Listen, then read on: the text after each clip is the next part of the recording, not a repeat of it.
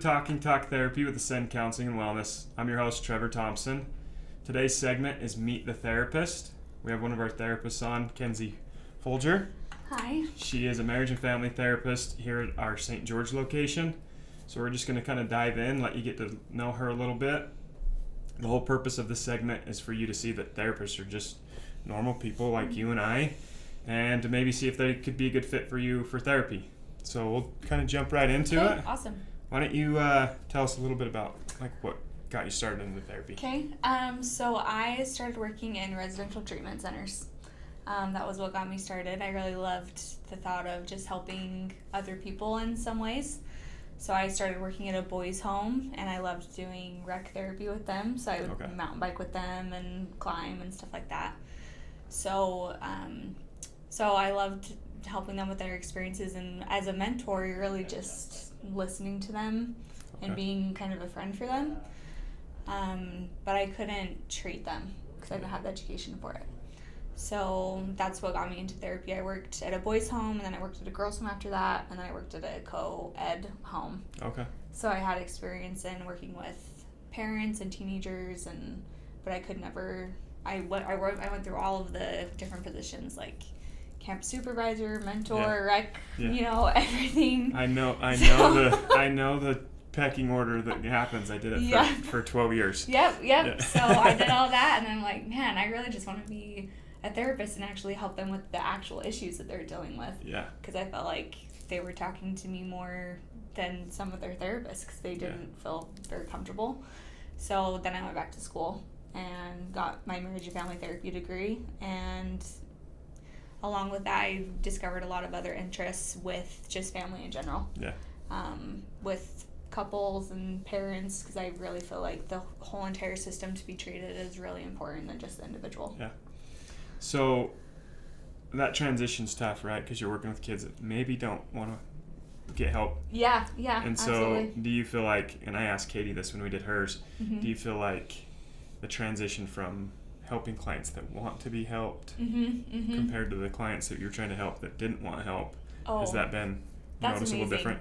Yeah, that's amazing. That's one of the reasons I really love.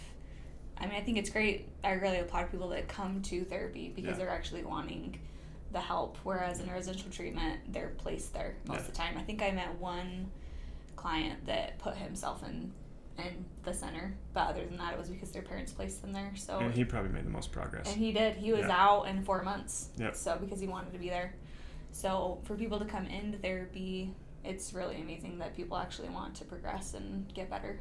That's awesome. So, yeah. I like that. So how long have you been practicing? So I started school 2 years ago, and I started practicing in school a year ago, so about a year and a half. So overall, from your treatment journey of working with kids at a mentor level and into this, how long have you been selfless? I think it's been 6 years. Wow. Yeah. And that's a long game. Yeah. I mean, the treatment world feels like every 1 year is actually 3 years. I feel like I aged 10 years in the matter of 2 working at a treatment center. Right. Yeah. So now that you're doing private practice, what is like your typical demographic of clients? Anxiety, depression, marriage? So it's really pretty broad. Really?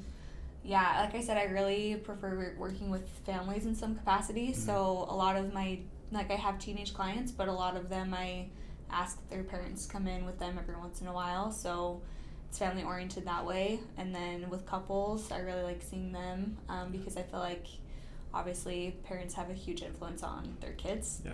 And so I have a huge investment in that and working with families and couples because it just affects the whole system. Yeah.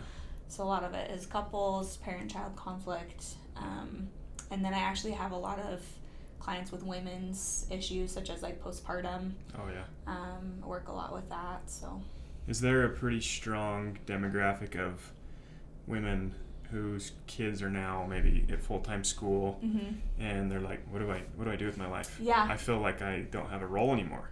Yeah, that is a big thing. And a lot of it is because they don't know what they do want. They don't know what their needs are because their whole world has been encompassed with other people's needs, whether it be their spouse or their kids, and they kind of forget about themselves. Yep.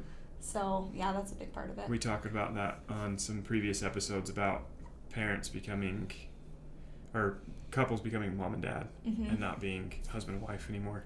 Totally, yeah. And they kind of neglect each other's needs because it's like, I'm running to soccer practice, you're running to here, Mm-hmm. Mm-hmm. we're putting the kids first, and we forget to continue to date each other. Exactly, yeah. I just had a session with someone that they had never defined what it means to be a husband and wife. Yeah. Because they just had kids and went in the swing of it and forgot about each other. And it's been 10 years and they're just barely having that conversation because they forgot. And that's normal. Yeah, that's pretty totally. common. Mm-hmm. And even when the kids leave the house, they're looking at each other like, right. Who are you? Yeah. We're strangers. We've been roommates and mom and dad. Exactly. That's Yep. so common, Mm-hmm. more than people realize, and it's nothing to be ashamed of. It's nothing to feel like you need to judge yourself for. It happens, and that's the benefit of therapy, is getting the resources and tools to come see a therapist like Kenzie and kind of rebuild your dynamic, because I think there's a reason you were married in the first place, and maybe getting back to some of that foundation and those roots is something our counselors can help you with. Mm-hmm. So I always ask every therapist this before we end. Mm-hmm. What is one piece of advice that you could give somebody that's maybe on the fence about coming to counseling? Coming or not? Yeah. I think is a big part of it is to have some self-compassion and just know that you have to kind of start where you are. Yeah. And to kind of do a self-check-in and see if there are things that you want to start discovering about yourself or not. Yeah. And there's not a time limit to it. And there's not really a certain way of doing it. Yeah. Therapy can really look like however you want it to look like. It can be individually, it can be with people, it can be through like rec therapy. Yeah. But really I think that would be my major advice, is just to really think of, okay, if I did therapy, what would be the point? How would I want that to look? Yeah. And then just knowing that if you do go to therapy, that your therapist can help you tailor that to however you want it to look. So almost having some intention behind it rather than just checking boxes. Totally. Mm-hmm. And that kind of goes for anything in life, right? Like if I'm doing something, let's have intention in doing it, or what's the point of checking the box? Right. Yeah, That's exactly. Awesome. I love that. So again, guys, these segments are just to kind of get you familiar with our therapist and realize that they're just people like you and I, but they have some tools and resources that might be able to benefit your life. Go ahead and go on our bio. I'll attach some links to where you can go see a little bit more about Kenzie and her background. Might not have you for a few months, right? Yeah. Have a baby. Yep. So Mm-hmm. Feel free to book an appointment with her or any of our great therapists. Thanks again for listening this week, and we'll talk to you soon. Thank you.